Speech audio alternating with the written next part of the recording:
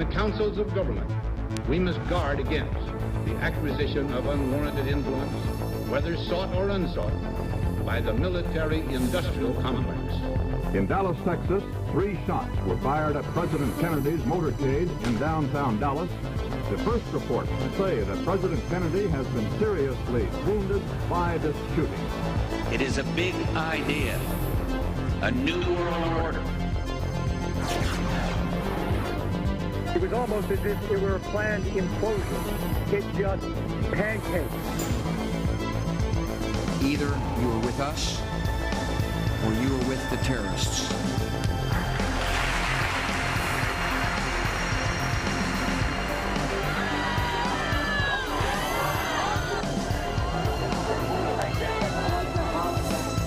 But I also believe that a lot of gun owners would agree that AK-47s belong in the hands of soldiers, not in the hands of criminals.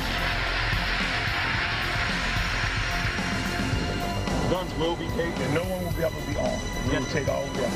For many of the police and guard troops, it is an uncomfortable job to do this in an American city. Is global governance at last? Is it one world, the central bankers in charge?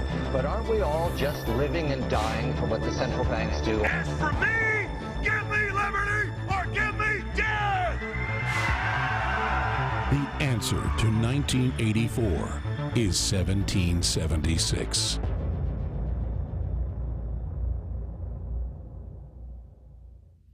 Good evening. It's the INFOWARS Nightly News, and we are live. This is live coverage coming to you right now in the Central Texas Command Center. Today's date is June 7th, 2013. This is sort of the pre-show. We were running a little bit late on getting the regular show done, which we have a jam-packed show for you, including an exclusive interview from Peter Shinkota, the actor from Falling Skies. But in order for Marcos to get all those elements together and get it finished editing, I said, well, hey, let's go live. We can go over some other stories that we weren't able to cover before. The first one, if you're in England right now, in London especially, or in the Watford area, they have Bilderberg Fringe Fest, I guess what they're having. The Bilderberg Fringe Festival is going on. If you were there earlier today, and I think you can go on Ustream and find all the archive shows of this. I'm just going to go ahead and read off the program of events. I love the way they spell program, G-R-A-M-M-E. Grove Gates open at 8 a.m. through 8 p.m. on Friday, 8 a.m., and that's Friday and Saturday, 8 a.m. to 2 p.m. on Sunday. Here's the lineup for today, which has already happened, but you can still find it online, I'm sure. 2:30 p.m., Danny Shine, activist and spiritual entertainer, and he's also the MC. That's Danny Shine. 1 p.m., Hannah Borno. She's a journalist and activist. She will be talking about the experiences of Bilderberg. 1:30 p.m., Darren Diogi of the People's Public Trust. 2 p.m., Steve Jolly, anti-surveillance, no CCTV campaigner with no CCTV. 2:30 p.m., Belinda McKenzie, 9/11 and Holly Gregg campaigner. 3 p.m., Fergus Ferrier, Bitcoin for Beginners. This sounds pretty interesting, this festival. 3:30 p.m., Peter Paget, author, lecturer, and researcher behind the Bilderbergers. 4 p.m., Sierra Adamson, We Are Change activist confronting power. 4:30 p.m., Greg Sams, author, activist, creator of the Whole Earth Foods and the original Veggie Burger. Is the state out of date, is what he'll be asking. 5 p.m., Hando Tonanuma, sorry if I mispronounced your name, and Marian Junas, founders of Telegram, the biggest alternative news site in Estonia. That's an ode to 1984. Alternative media and the awakening in Estonia.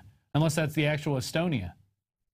There was an Estonia in 1984, but this might be the actual Estonia, which is somewhere near Latvia. I don't know. Those countries change, whatnot. 5:30 p.m., Stephen Moore, the Roundhead Economist, Positive Money. 6 p.m., Carrie Cassidy, documentary filmmaker, investigative journalist, founder of Project Camelot. You know, I've watched a ton of Project Camelot interviews. They are very long and very interesting. So that should be cool. And then from 7 to 8 p.m., open mic, Bilderberg Digest. And then, of course, there's the after party that night with New Order Comedy Night with Chris McLeod. 8 p.m. at Harry's Bar, a couple of doors down from the King's Lodge Hotel. 15-minute walk from the Grove, King's Lodge at 28 Bridge Road, Hunton Bridge, Watford. And then they put their zip code, WD4 8RQ. There it is. Wow, it sounds interesting. Let's go to their site real quick. I think we have that pulled up, and then I'll read off Saturday's lineup. I like the graphic they have there. You go to that now, the Bilderberg Fringe Festival, 7th through 9th, free entry. Bring a tent. That means camping. Oh, look, there they are. The globalists are ready to party. Even Lord Kissinger is ready to party. Where are the children? I want to see the children. That's in fact a headline when he came to Italy. It was Henry Kissinger's arriving. Lock up your children was the headline when he went to Italy. I think it was in the 80s or 90s. Moving on to the lineup of Saturday, June 8th, Bilderberg Fringe Summit. 12 p.m. Charlie Skelton, comedy writer, journalist, and the Guardian's builder blogger. 12:13 Clive Menenzes, representative of Occupy London's Economic Working Group. 1 p.m. Giorgio Bombassi, veteran Bilderberg historian, obviously from Italy. 1 p.m. Urian Masson, been a guest here on the Nightly News many times, and writer for INFOWARS.com and his own site, I think it's called Explosive Reports. Bilderberg historian, investigator, writer of Explosive Reports. There it is in the Netherlands. 2 p.m. Luke Radowski, another guest on our show, We Are Change, New York. 2:30 p.m. Dan Dix, Press for Truth. You might remember him. He actually got us contact with the aunt of the bombers, the Boston bombers, where she was saying it looks like they've been set up and other such nonsense going on with the FBI. 3 p.m. Martin Summers, Labor Party columnist, broadcaster, reinvestigate 9/11 representative. 3:30 p.m. our very own Paul Joseph Watson, author and editor of PrisonPlanet.com. 4 p.m. Tony Gosling, ex-BBC radio journalist turned Bilderberg researcher. And then at 5 p.m., and I think 6:30 is what Alex said he was going on, you're going to have David Icke at 5 p.m., and which the guy could talk for hours. I've been to one of his presentations. It was 9 hours long with 1 hour for lunch. Or maybe it was an hour and a half. But the man can talk. And then 6 p.m., Alex Jones, investigative journalist, documentary filmmaker, and international broadcaster, founder of INFOWARS, Infowars.com. Procession in Bilderberg, after party, 8 p.m. till late. Details to be announced. And you can find out the Sunday lineup, which is going on from 8 a.m. to 2 p.m. on the Bilderberg Fringe site. And you know what? All it took was a few people getting together and saying, hey, we got to have something for people to go to when they get here. There's the Bilderberg bingo. I guess you pick out your favorite globalists right there. You can print out your card and maybe get a bingo. Scroll down. Let's see who's going on Sunday. They have anything Sunday? Bilderberg Stalwart Sunday after party. It's a bit like The Office leaving. More psychopaths. They'll be bidding farewell to the psychopaths leaving the conference. And there's a great picture of them right there. With Rockefeller and his glasses. Very interesting. Should be a lot of fun. I wish I was there, but I'm here bringing you the news and other such madness that is going on at Bilderberg. We're finally getting the mainstream media to talk about it, even though they don't really want to talk about it. They want to dismiss it, but they can't anymore. In part 2 of the news edition tonight, we're going to go over the NSA PRISM system that they've developed, which is their data collection point, where they're working with 9 of the largest internet carriers in the U.S. to basically siphon off any and all information that comes through in order to keep you safe from terrorists. Don't forget that. So Kurt Nimmo writes today, senators dismiss treasonous NSA attack on the Fourth Amendment. And there's a video there from the senators talking. After The Guardian added the NSA's unprecedented Fourth Amendment violations, members of Congress took to the limelight to defend the government's tyrannical behavior. Dianne Feinstein slithered up to the mic and said, I read the intelligence carefully. I know that people, what they're trying to do to us, she said. During a press conference following a super secret intelligence committee meeting where they were saying, CYA people, CYA, or we're going to out you. This is why we have the TSA doing what it's doing. This is the reason why we have the FBI and us 10,000 people doing intelligence on counterterrorism. This is the reason for the National Terrorism Counterintelligence Center. It's been set up at a time we've been very active, and it's to ferret out this information before it happens. It's called Protecting America. Is that how she sounded? Let's go to the video. We can see how she actually sounded there. She is covering her ass. I'm here with our Vice Chairman, Senator Chambliss of Georgia, like that. And we have just had a very lengthy first inquiry. We had virtually all members of the committee there except for one. We heard we saw a real-time film put together by NCTC of exactly what happened. We had the opportunity to question the DNI, the Acting Director of Intelligence, General Roberson from the Joint Chiefs, Pat Kennedy, the ambassador who heads the security aspects of the State Department. I'm not going to tell you what questions were asked or what answers were given. This is just the first step in the inquiry. Oh, okay. Yeah, the first step in the inquiry is not to tell you anything about the inquiry. They must all be in Fight Club. They're pretty good. You remember the first rule of Fight Club is don't talk about Fight Clubs. So the first rule is about the NSA PRISM data collection system is don't talk about the NSA PRISM data collection system. In short, nothing to see here, move along. To my knowledge, we have not seen, I guess she went on to say, to my knowledge, we have not seen any citizen who has registered a complaint relative to the gathering of this information. In other words, since nobody was told about the program until Wednesday, we shouldn't be worried about the government wantonly violating our constitutional rights. After all, according to the Senator, the NSA is just collecting harmless metadata. No worries. It is simply what we call metadata. I'm not sure what that is, but we're not supposed to talk about it or answer questions about it. It has nothing to do with it has never been utilized by any government agency unless they go back to the FISA court. We just have it in case we need it to, plant evidence on somebody or anything like that. So there's no real cause for alarm, people. No real cause for alarm. Wow. That was Senator Feinstein, always looking out for our rights, especially our Second Amendment rights. Moving on to this article. This was out of the Daily Caller, but we published it on INFOWARS.com as well. We put a link to it. Senators slam EPA for linking farmers' personal data to environmentalists. Bipartisan group of senators is calling on the Environmental Protection Agency to answer for leaking the personal data of only 80,000 farmers to left-wing environmental groups. The EPA's disclosure of personal information is not the first time sensitive data has been leaked to outside organizations under the Obama administration. In April, the EPA admitted leaking farmers and ranchers' personal data to environmentalists.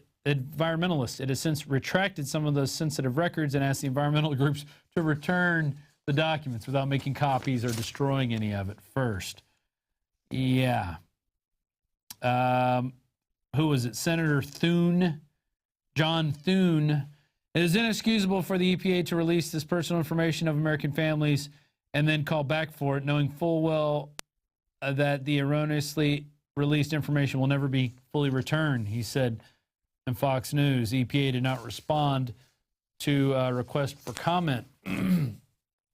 What else is the EPA involved in? I think they're involved in also getting GMOs approved. I wonder if any of that information will ever be leaked of how Monsanto gets their GMO crops approved and, we can't get organic crops approved, or, I wonder how that happens. The EPA won't release that information to environmentalists. No, they're going to send them out to harass farmers to keep us divide and conquered. Environmentalists, the farmers out there are growing the vegetables you eat. Unless they're part of Monsanto, then they're growing the vegetable/insects/goats/spiders that we eat. So we should be fully investigating who the EPA is talking to, not who the environmentalists are talking to. Very interesting stuff. Marcos, what's our time check? All right, 5 minutes. I think we're going to go to a video pretty soon. The final article I have up, and then maybe we'll go to Drudge and see what's going on the big board over there. Pelosi. I don't remember saying that everybody in the country would have a lower premium. In fact, nobody's getting a lower premium. I know my health insurance premiums have gone up. I have to, we buy our own insurance here. We don't get it under a company plan because people have different things, what they want. So I've seen my insurance gone up every year since they started talking about this plan. It was stable for about 3 years. It was about, for my family, I'm paying an absurd sum, I think, of $300 a month for the privilege of then going to the doctor and then paying to see the doctor and then paying for the prescriptions as well. And I think it goes up to, it has some astronomical amount that you can never reach before then they start paying, I think, 80% of it. So it's a sham, it's a ripoff, but yet now we all have to have it. And since we all have to have it, what do the insurance companies do? They just jack up the rates. Mine have gone up, I think it was like 35% from last year to this year. And the coverage didn't get any better. Nothing changed except the premium. Anyway, Nancy Pelosi said, I don't remember saying that everybody in the country would have lower premiums. Just a few weeks ago, the Honorable Congresswoman from San Francisco, Nancy Pelosi, made a stunning claim that health insurance in America would be cheaper than ever before. And this is from Mark Slavo of the SHTF plan. And he quotes her, many of the initiatives that we have passed, which are not coming to bear now, including the Affordable Care Act, are bringing down the cost of health care in our country down to both public and private sector. Of course, days later, we found out the future of affordable health care and what lower costs actually meant when the IRS admitted that prices would top $20,000 per year for the average American family. Yeah. Now we know that government-mandated Obamacare will actually cost Americans on all income levels significantly more than was promised by the president and congressional Democrats. Big surprise there. Nancy Pelosi's backpedaling on her statements, claiming that she never said there'd be lower premiums. Well, some people don't have lower insurance. They'll certainly have their health insurance premiums go up, she laughs, because they didn't have any health insurance to begin with. So, of course, they're going to see a rise in premiums. But before that, there's the challenge. There are the subsidies and the exchanges.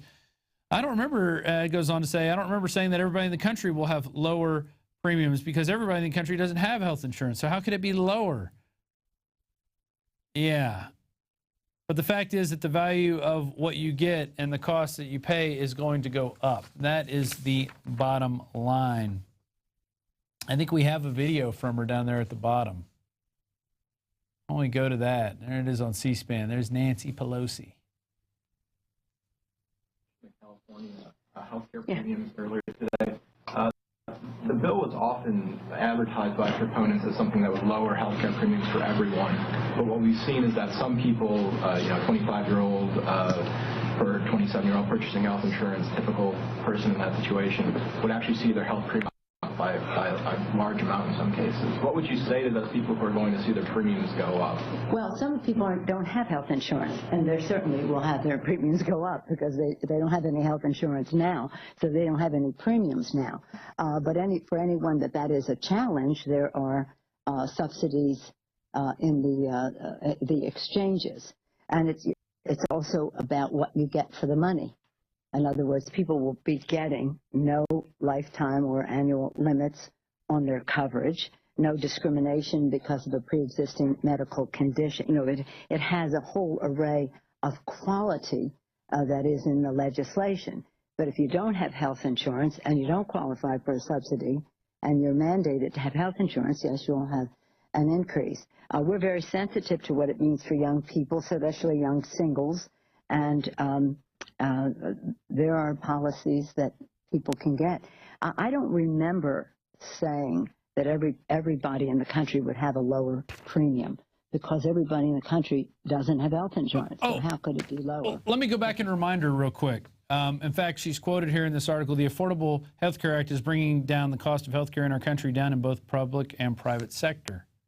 And but, you know, if you didn't have insurance, it's going to cost more. And if you didn't want insurance, it's going to cost more.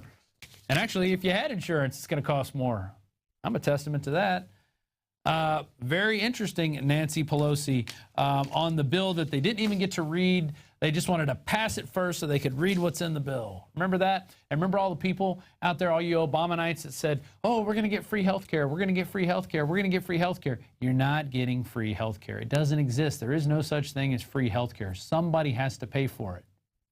Somebody has to pay for the free health care. Don't forget that. And it's going to be you. It's going to be me. It's going to be them out there. It's going to be the people over there. people in the city, people in the country, everybody's going to be paying the insurance companies for the right to go to the doctor and be fleeced and take vaccines and other GMO products. Here we're going to go to a video here. This is on the Alex Jones channel, and this is of David Icke making his appearance at Bilderberg. He was on the show today with his son, who had to endure, I guess, decades and decades of, humiliation, or at least years and years of humiliation after his father came out in the early 90s with this revelation that what we are seeing isn't real. And David Icke's written books about this, held countless seminars, traveled the world, talked about it. Very interesting. I've read one of his books, Children of the Matrix, which is pretty wild, to say the least. I don't know if I believe everything in it, but there is a lot of interesting stuff in there. And let me tell you, I think it's worth reading. Very worth reading, and it was a fast read. We're going to go now to David Icke arriving at Bilderberg 2013. I'm going to go and get that battery. Have you got anything to say to all of us, David?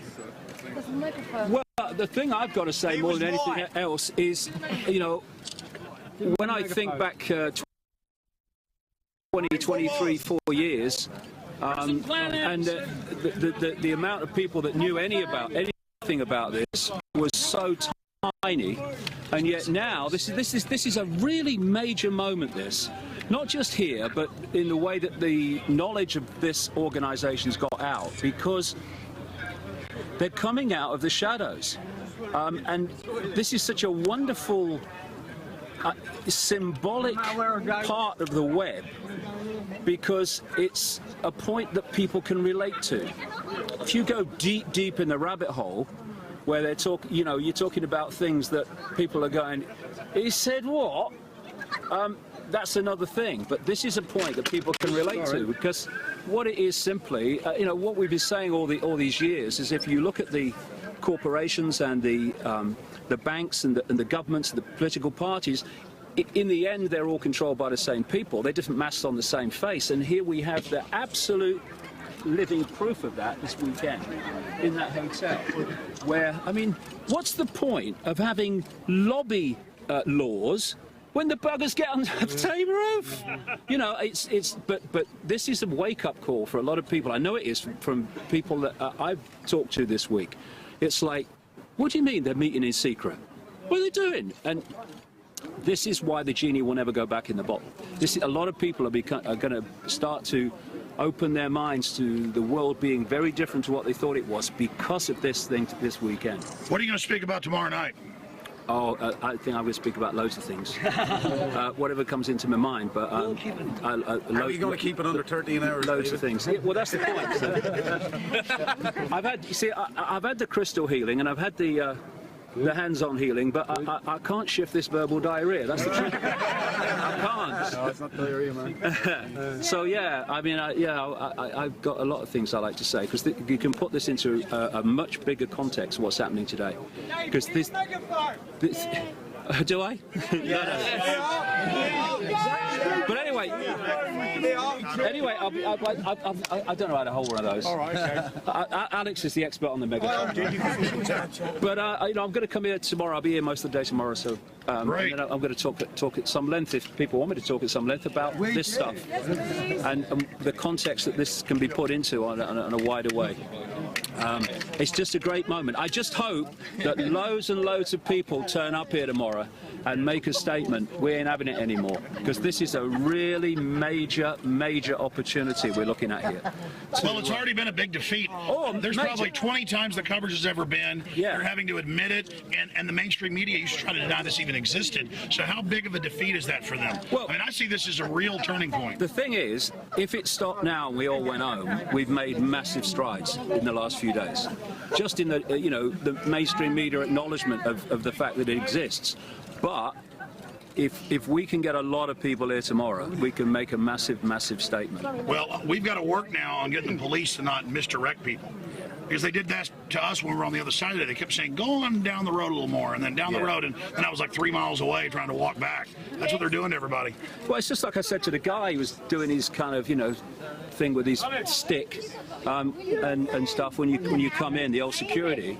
I said, what's happening here is the prisoners are policing the prison, but they can't see it. But that's a thing, an area we have to get to, and that is to get those in uniform and the dark suits that administer it and don't know that what they're doing, and the fact that their children and grandchildren are in the gun sight as well, to realize that they shouldn't be protecting them from us, they should be protecting us from them. That's what they should be doing. That's the dynamic, but they don't, and this is the way it works. And what we've got here is a real, a symbolism is very powerful, and what we've got here is a symbol of the world, because what they want to create is a Hunger Games type world in which you have a tiny few that are unbelievably mega rich. And you think you'd go from poor through what they call middle class to rich. If you look at the graphs now, it's going down there and then suddenly whoop with the 1%. And in some of the graphs, they are so rich that it actually goes off the page and they have to put the top of the graph next to it. And this is what they want. They want a society in which there is a mega rich and everyone else is mega poor. And in the middle of that are the dark suit administrators and the uniforms to administer the 1% agenda on the mega poor masses. So here we have a situation here where you've got 140 people meeting there. You've got a ring of steel around them, so they are cut off. You can see the rest of that at the Alex Jones channel. And also we have all the videos, anything Bilderberg related. You go to INFOWARS.com/B. INFOWARS.com/B. You pull that page up.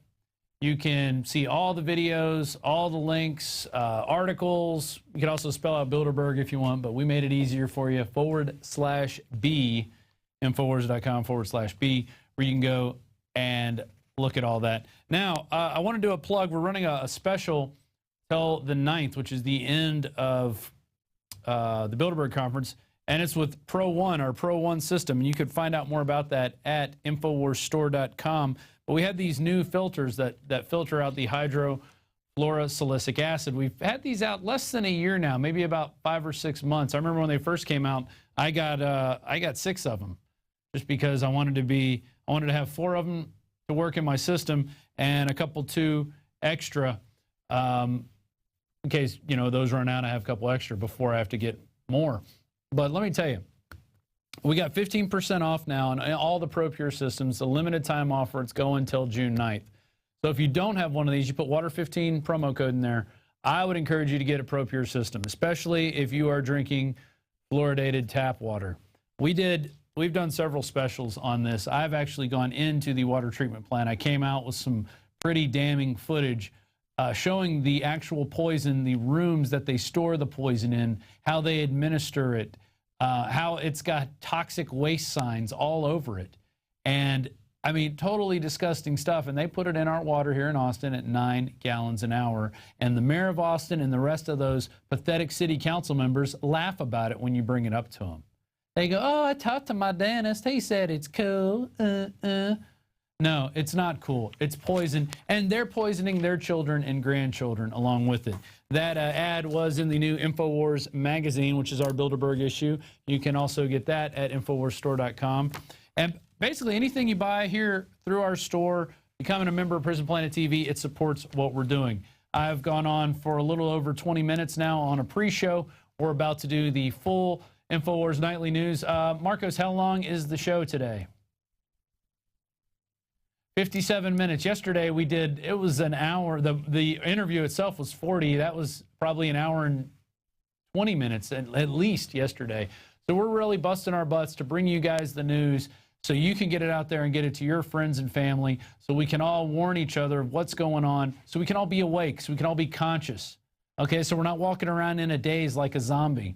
So we all know what's coming down the pipe so we can prepare. That's why we're here. That's the only reason we're here. We're not here to make a lot of money. We're not here to promote drug companies. We're here to promote freedom and liberty, and that is what it's all about here at INFOWARS.com. So if you're not a member of Prison Planet TV, please consider becoming a member. That's my spiel for today. You can get your membership there. It's $5.95 a month. You get a 15-day free trial, and you can share your username and password with up to 10 other people. You can even share it with more people, but only 10 of you, 11 of you actually can be up on it at the same time, downloading the movies, the books, the interviews, the nightly news. It's all archived there. The day show, it's all archived there in high quality. It's all there for you to grab and get out to the rest of the world. So we're not the only ones telling you what's going on. Everybody knows what's going on. And so next year's Bilderberg, there's 10 times as many people that are going to be there this year. And I encourage you, if you're in England, if you're in London, if you're in Watford, get out there tomorrow. Let's show the globalists that we can have a mass effect, that we can get up and stand up to them and shout them down. So when they're trying to have their meetings where they're not discussing anything, they won't be able to discuss anything because all they're going to hear is bullhorns from all sides. That's what we want. All right, and with that, that's our pre-show for tonight's InfoWars Nightly News. Today is June 7th, 2013. I'm your host, Rob Dew, and we're going to take a short little intermission, maybe about a minute and a half, to restart the encoders, get everything going, and we'll be back with the InfoWars Nightly News.